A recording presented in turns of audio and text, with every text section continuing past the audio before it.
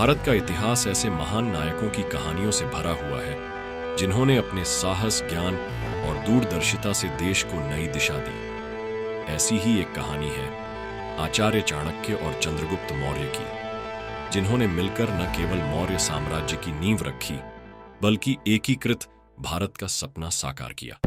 ये कहानी शुरू होती है प्राचीन भारत के मगध साम्राज्य से। नंदवंश के राजा घनानंद की सत्ता अत्याचार और लालच पर आधारित थी। जनता भूख और कष्ट से त्रस्त थी। इसी समय तक्षशिला विश्वविद्यालय के महान आचार्य चाणक्य, जो राजनीति और कूटनीति के विद्वान थे, मगध आए। चाणक्य ने दरबार में घनानंद को राज्य की कमजोरियों और जनता की परेशानियों के बारे में आगाह किया, लेकिन घनानंद ने उनका अपमान किया। क्रोधित चाणक्य ने उसी क्षण प्रतिज्ञा की, जब तक नंदवंश का अंत नहीं होगा मेरी जूड़े के बाल खुले रहेंगे। अपमानित चाणक्य ने योग्य शासक की तलाश में मगध छोड़ा। उनकी यह खोज एक छोटे से गांव में समाप्त हुई, जहां उनकी नजर एक चरवाहा लड़के पर पड़ी।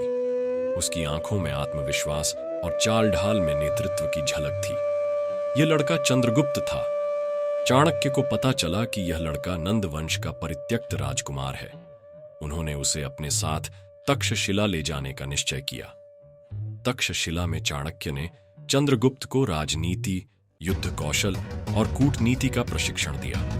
उन्होंने चंद्रगुप्त को न केवल एक योद्धा बल्कि जनता के प्रति संवेदनशील और उत्तरदायी राजा बनने की शिक्षा दी। जब चंद्रगुप्त पूरी तरह से तैयार हो गए, चाणक्य ने घनानंद के साम्राज्य को उखाड़ फेंकने की योजना बनानी शुरू की।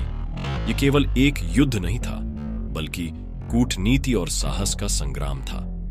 मौर्य साम्राज्य की स्थापना के लिए पहला कदम उठाया जा चुका था, लेकिन क्या चाणक्य की योजनाएं और चंद्रगुप्त की वीरता घनानंद के विशाल और क्रूर साम्राज्य को हरा पाएगी? क्या यह जोड़ी भारत के इतिहास में एक नया अध्याय लिखने में सफल होगी?